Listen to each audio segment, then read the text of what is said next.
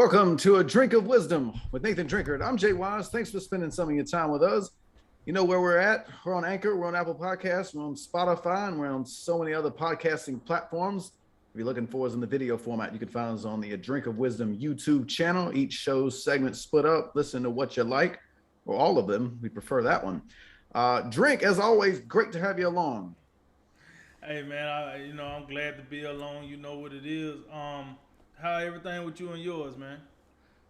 I had to do a hike today, so my feet hurt. But besides that, I'm doing well. How about you? Hey, I don't miss that, baby. But Yeah. hey, man, we back in here again on another fruitful Friday. So y'all know what time it is. It's another day, another dollar. We got to give the streets what they need. We see what they don't. We gonna say what they want. And set your plates because it's time to eat. But last but not least, let's talk some sports, baby. Let's roll, Jay. All right, this is episode 8 of season 3. We're going to talk Urban Meyer. Josh Allen's going to take on Patrick Mahomes, and we're going to look ahead to the weekend in college football. It's a packed weekend. We're going to start off with Thursday Night Football, where the Los Angeles Rams moved to 4-1 last night with a 26-17 victory over the Seattle Seahawks. The Seahawks fall to 2-3. Seahawks led this one 7-3 at the half, but after halftime, the third quarter not kind of the Seahawks. They pumped the ball away on their first 3 possessions, while at the same time the Rams go 3 out of 4 possessions for touchdowns, and that was the big swinging point in the game. Also, a big note in this one: Russell Wilson injured in the second half, dislocated a finger on his throwing hand on a Aaron Donald hit, I believe. And I think we just got some breaking news. He's going to be out at least a month, could be up to 2 months, perhaps. We'll have to wait and see on that one. Geno Smith came in, did have an impressive 98-yard touchdown drive to get the Seahawks back within striking distance, but too much Rams in the second half. Matthew Stafford ends up throwing for 365 yards, much of that in the second half. Darrell Henderson, 82 yards on the ground. Robert Woods, huge night for him. He had 12 catches for 150 yards. They also get 7 for 92 yards from Cooper Kupp. Russell Wilson in his abbreviated action, just 152 passing yards. DK Metcalf, 5 catches, 98 yards, and 2 touchdowns. Drink, I guess we'll stick with Russell Wilson for the start. How big of an injury is this for Seattle?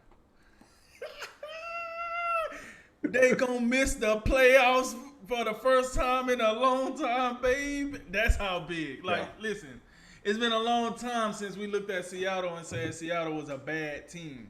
This is going to be a year where they're a bad team. Russell Wilson was the glue that kept that team together. Let's keep it real. Since the Legion of Boom exited the building and you had select others, the Javon Curses of the world, the Doug Baldwins of the world, they all left the building. The last man standing from those championship era teams was Russell Wilson. And Pete Carroll, I'm sorry. Pete Carroll, you got to get a coach the credit. Some too. So those are the only 2 guys. And you do got Wagner. Yeah.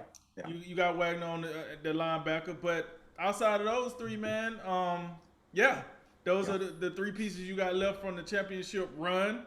And the leader of that, run, the quarterback, Russell Wilson, is now going to be out. And listen, let's keep it real here. Seattle been hanging on by the thinnest of the thin ice as of lately anyway. The only reason we even consider them still a playoff team is because Russell Wilson and Pete Carroll. Now you don't have Russell Wilson. I don't know what excuse you give me to tell me that season can be saved. Even if Russell Wilson was gone for 4 weeks. Let's say 4 weeks, because I think the report said 4 to 8 weeks. So let's say best case scenario, 4 weeks. Worst case scenario, 8 weeks. Even if I depending on who they will play, if they go 2-2, saying they're playing 2 NFC West teams and then 2 teams out of division, well, I think the 2 West opponents are 2. Those are 2 L's. Like, you're not beating the Cardinals, 49ers, or the Rams. Just on that note, just to get in here, they're going to go to Pittsburgh next week, and then they'll get the Saints and Jaguars at home, and they'll get Green Bay on the road. Those are the next 4 games. So the Steelers and Jaguars, maybe you can talk me into maybe they could win those, but the Saints and Packers, I don't think Geno Smith's getting it done in those 2. Yeah, I mean, listen, it's Geno Smith. I would love to see him get it done in any one of the four. Even again, listen, if you told me right now, Trevor Lawrence or Geno Smith, I'm taking Trevor Lawrence. Let me just tell you that right now. Geno Smith ain't showed me. Boop. At least Trevor Lawrence can tell me he a rookie and he's struggling in his first year. Yeah. Geno Smith been in about 10 seasons and ain't done nothing that you can remember yet. So yeah, I'm cool on that one. But no, man, I think Russell Wilson was their hope. And the problem is this. You play in the toughest division in football. The NFC West is probably the most competitive. I know you might be, if you want to say the AFC West, or it's a couple of other divisions that's up to snuff. But I think if you took a survey right now, most people, if they broke down all 32 teams, they're going to tell you the NFC West right now is a gauntlet. It is a gauntlet, right? That's why you see so much quarterback change in the NFC West. If you ask, that's why the 49ers make a move, the Rams make a move, then the Cardinals made their move. The only team that kept it kind of consistent over the last 5 to 6 seasons is the Seahawks because they already had Russell Wilson. So Russell Wilson being the elder statesman of the division, let's say, you didn't have that problem. But the problem the Seahawks do have is they also got the eldest statement as head coach too. It might be time for old Pete Carroll to get up out of here, cause he seemed to be getting a little stale out there. Somebody left the bread out, cause he's getting a little stale out here. I'm just keeping it real. Like, I mean, I don't know what we're doing here. He's still out here calling play calls like the Legion of Boom is still out there. Like, you got Richard Sherman still calling Crabtree a bomb. Like, you don't got that no more. You don't got Brandon Brownlee out here putting his career on the line because he out here just knocking heads off. You don't got Cam Chancellor out here putting wide receivers on SportsCenter for all the wrong things. You don't have that anymore. And you still out here calling plays like you do. And unfortunately, listen, here's the thing. This is what Pete Carroll need to do. He need to go down to Tuscaloosa and call my boy Nick and say, hey, man, I'm stuck in my ways. I'm 70 plus. Man, how do I get out of this? And Nick tell him, hey, listen, you got to evolve with the game, man. You can't just because you've been doing this for so long. You got to evolve with the game. If your offense is the best unit on the field, you need to make your offense the best unit on the field. Stop flopping around with your defense. Clearly your defense ain't up to snuff no more. I mean, listen, you got Bobby Wagner. Hey, kudos to you. You know, we was talking about Jamal Adams, hit or miss, whatnot. But it's time for him to really, if he wants to stay a head coach in today's NFL, he got to put more investment in that offense. That's just what it is. I'm sorry. But that day of defense controlling things, that's out of here, folks. Clue. But to the original question, oh, yeah. They're by far the worst team. And remember, I asked you this in the last show. I asked you, what did you think that Seattle was the worst team in the NFC West at the time? And, you know, the jury was still out. I wasn't mad. Now, without Russell Wilson, it's hands down. Hands down the worst team in the NFC West. So I think they're going to struggle. But let me give a little shine to the winning team, man. Hey, you're making me look good, Rams, even though Matt Stafford stunk up the joint in the first half. He stunk it up. He absolutely did. He stunk that joint up. However, second half, they made adjustments. I mean, and the man almost ended the game with 400 yards. I mean, when you see the way he played in the first half and then you actually see the end of the game stats, you're like, he had a hell of a second half. That he did. Yeah. And, you know, one of the concerns we had about the Rams coming into the season was the run game. You had Cam Akers. When you had Cam Akers, you was like, oh, we got something cooking here. Cam Akers get hurt. You lose him to pretty much a season-ending injury. And then we talked about, okay, so what do the Rams do now? Okay, it's cool you got Matt Stafford, but, yeah, what are you going to do about running backs? They go out, they make a deal, they bring in Sonny Michel from New England, but they already had how you say Darrell Henderson? Okay. I don't know why I had some other name in my head. You know, Devarius Henderson. I had some other dude in my head.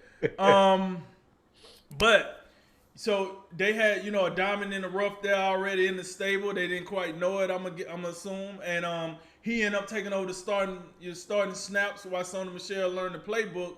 But it seems to me now he just might be the starting running back in general. No knock to Sony Michel, but you always go with the proven commodity instead of the new one. So Henderson, he was doing his thing, and it's not like Henderson blows you away, but he does enough to keep the Rams on schedule. Where Matthew Stafford, because we know what Matthew Stafford like to do. He like to throw the ball. He has been on maybe 2 teams in his whole career that had a run game. So Matthew Stafford ain't invested in no run game. At the same token, we know what Sean McVay want to do. He also want to throw the ball. He want to be innovative. So they got enough of a run game that allows them to do that. Then, and then like you said, we talked about this before the show. The Rams got a legitimate gripe at saying we got the top wide receiver, do like the whole core, not just one guy or 2 guys. Like you put our top 4 guys against any other team top 4, we probably got the best of the best. And I'm talking Robert Woods, Cooper Kupp, Deshaun Jackson, and I'm assuming we talking Tyler Higbee or what's his name, Van Jefferson. Yeah, Van Jefferson. And I throw Tyler Higbee in there. I think he does wonderful things for him too. So I say 4+1. But either way, with that quartet, with Matthew Stafford back there, a man that likes to throw the ball. Now you get him plenty of weapons. I just listen, man. The Rams are supposed to win this game. Let's get this right. Let's go ahead and get this right. When you got Seattle playing the worst defense in the division, the Rams are supposed to win this game. Now, we know how the 12th man is in Seattle, and when you play them at home at night on prime time, they usually get to people. I think that's gone now. I think you're playing in Seattle. That's about it. Like, I don't think the whole intimidation from the stadium really exists no more. It's just cool to watch, and if you get the little rain mist, then you know what I'm saying, you're in Seattle, right? Mm-hmm. But I think those days of intimidating opponents that come in, those days are long and gone. You just go in there, you beat up on Seattle, then you roll out. That's just what it is now. But overall, I thought this game was. This is probably the first game I think this year that's been on Thursday night football at least, where I was just kind of like. Yeah, because in the first half, you had the Rams kind of just like flopping around. Seattle was doing their thing, and then the second half, we know what happened. And that's an unfortunate injury by Russell Wilson, by the way. You know what I'm saying? To bring your hand down on the helmet like that and jam your finger. I know that got to hurt. But it's part of the game. Injuries are part of the game. And it happens. But I think last night is a direct answer to your question. When Geno Smith is the guy you got to depend on with the money on the line, yeah, you can go ahead and count that money gone. Go ahead and write that check, or go ahead and cash out whoever you got to do, because that money is gone. So that said, I think Seattle has just moved to the back of the pack now. I don't believe in Geno Smith. I think the Rams are doing what they got to do. And unfortunately for Seattle, they play in the toughest division in football, and that does matter. I'm gonna go the opposite way. You went bad to good. I will start with the Rams. Let's give them their flowers, as you say. They definitely deserve. They don't deserve the full compliment, because they played about a half of football, but that turned out to be enough. Because the first half they just, I don't know what it was. Maybe it was a carryover from what was not a really good performance against Arizona last week. So maybe they still had that type of bad taste in their mouth from that game, but they were definitely shaky. And Matthew Stafford, he was just missing on a lot of throws that, seemingly he's been very good this year. Before the Arizona game, I liked him for MVP, and I think, he's still a guy that I think we're going to look at, and throughout the season, he's going to be a guy that's up there, because the Rams are going to be very good. But the first half, it was nothing to write home about. That interception late in the half was as atrocious as it can get. I don't know how if you're trying to throw the ball away, you have to throw it away. I mean, you can't just throw it to the back corner where there's literally nobody in yellow and white, and then you got one dude in green just streaking across there and gets it. Oh, here's an interception. But then in the second half, I mean, they turned it on. And then Matthew Stafford started, slinging it left and right. I mean, Robert Woods and Cooper Kupp, and we've already talked about these wide receivers. This is I think that is the best quartet of wide receivers in the NFL. And I really think, even a guy like Deshaun Jackson, who seemingly just, can't stay on the field in recent years. I mean, it seems like they got him almost, in the correct role. Like, I mean, this guy we're gonna play you part-time. We're gonna manage your snaps and you're gonna come in and this guy can still burn you. So I mean, he had about a 60, 70-yard catch last night at one point, and it's still easy speed. So that's an underrated dynamic to this offense. And, especially considering guys like Kupp and Woods. I mean, these are guys that run the short and intermediate routes. So he's definitely a valuable piece to that offense. And I think, the Rams defense, I think they're still, trying to, figure out, how they want to play and, what they'll be in the aftermath of Brandon Staley running that defense last year. They showed some signs last night.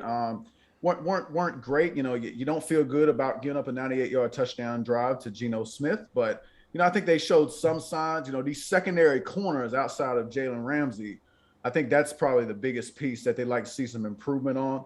But I mean, Aaron Donald and Jalen Ramsey, they are still who they are. They're going to be outstanding for you.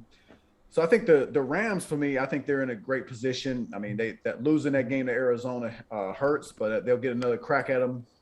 But yeah, for Seattle, this whole thing might need to be torn down at some point. And I mean that not to say like Russell Wilson is still Russell Wilson. I don't think he's lost much of anything at this point. He's still, in my mind, a top 5 quarterback. But I mean, you talk about some wide receivers that you really like. Maybe you like the duo of safeties. Maybe you think, I mean, they got enough linebackers in there. So that, even though I think Bobby Wagner is I think we're seeing a little bit of a decline from him. But I'm really, I'll take it a step further. You talk about Pete Carroll, and I think he's definitely worthy of some criticism. And not to say he's, calling the plays, but can I interest you in, there was one play sequence in the first half. It was their second drive when they turned the ball over on downs. They're at the Ram. They're inside the Rams 40, and they go Alex Collins for 4 more, then DJ Dallas for nothing, and then Alex Collins for a loss of a yard. So you mean to tell me on 4 straight plays on one set of downs, you didn't let Russell Wilson make a play? What is that? Somebody needs to explain that to me, because that's not good football. I mean, if you had Marshawn Lynch like you did in the Super Bowl, like however many years ago that was, man, maybe that makes sense. But this isn't that team, and especially considering your starting running back wasn't there last night, and Chris Carson. So I mean, I thought that play sequence to me was perplexing. And then just like I said, outside of the wide receivers, the safeties, there's some positional groups that you can point to and say, okay, these guys are really good. But then you look at, I think up front in the trenches on both sides, I'm not impressed with, anything they got going on there. And then like their corners, like if you just pull up the box score and look at, the list of names. You got, we know Jordan Brooks because he's a first rounder. Sidney Jones was a first-round pick, perpetually injured. We know about Diggs. We know about Adams. We know about Bobby Wagner. We know about Dunlap. But get a load of DJ Reed, Rasheem Green, Ryan Neal, Ugo Amadi, John Radigan. Who are these people? So I'm looking at a guy in John Schneider, the GM, who I keep hearing how, he drafts DK Metcalf, and we think he's the greatest, GM that ever lived. But then outside of that, you look at this defense, and I don't know what are you trying to sell me here? Like, I mean, even on the broadcast last night, I mean, what is it about Poona Ford that someone's trying to tell me, oh man, Poona Ford, I love covering games where he's playing, that big defensive tackle. What is he doing? There's nothing impressive about Poona Ford. He's not controlling the line of scrimmage and, holding. He's not pulling a Vita Vea and just clogging the line of scrimmage. Hey, listen, they got to find something to talk about, right? I guess so. They grasping at straws at this point. Well, I tell you, yeah, between Poona Ford and Geno Smith, they're grasping at literally anything. I mean, this is a classic case of like, man, all the bright lights are on and we trying to keep the eyes. Like, we try not to put the people to sleep. They're out here literally. Geno Smith has played like 4 plays and they're telling us how good he is. Like, but before that, Joe Buck said, yeah, Geno Smith, he hasn't thrown but 9 passes in the past 4 years. I mean, there's a reason for that. The minute like the whole New York Jets thing was over, like we knew Geno Smith was not a starting quarterback in this league. And I'd forget because it's Russell Wilson in Seattle. He's never hurt. He's always playing. I didn't even know who the backup was. I'm out here Google, who's the backup here? Because his fingers looks like it's about to fall off. It's Geno Smith. Oh my Lord. And I will say it. Before the interception that blew the game at the end, I thought he did play well. But I mean, this isn't uncommon, I think. You know, a lot of times when you see a backup come in, the defense, first time, defense ain't prepared. You know, you got the adrenaline going. It's just a different look. Right. Now, when you move on and you got the defensive coordinator knows that he's preparing for Geno Smith now, minus Russell Wilson. And I mean, I know Geno Smith, he's got some decent mobility still, but he ain't got Russell Wilson mobility. And you need Russell Wilson mobility because this offensive line just ain't very good. So is it possible that Seattle can split the next two games and you get Russell Wilson back in 4 weeks, which is the best case scenario right now? I think it's possible that Seattle could, maybe tread water, and then you get Russell Wilson back, and then you figure it out and you go on a hot streak. But it's more likely than not that that's not happening because, I mean, even though you do have a couple winnable games, I mean, it's Geno Smith. So, and the rest there's not a lot on this team. He's going to have some people to throw to, but I don't see it. And I think this is going to be a really down year for Seattle, and you're going to have a lot of question marks because I'm getting really, less than enamored with the whole Pete Carroll, John Schneider thing. I think it's about run its course, in all honesty.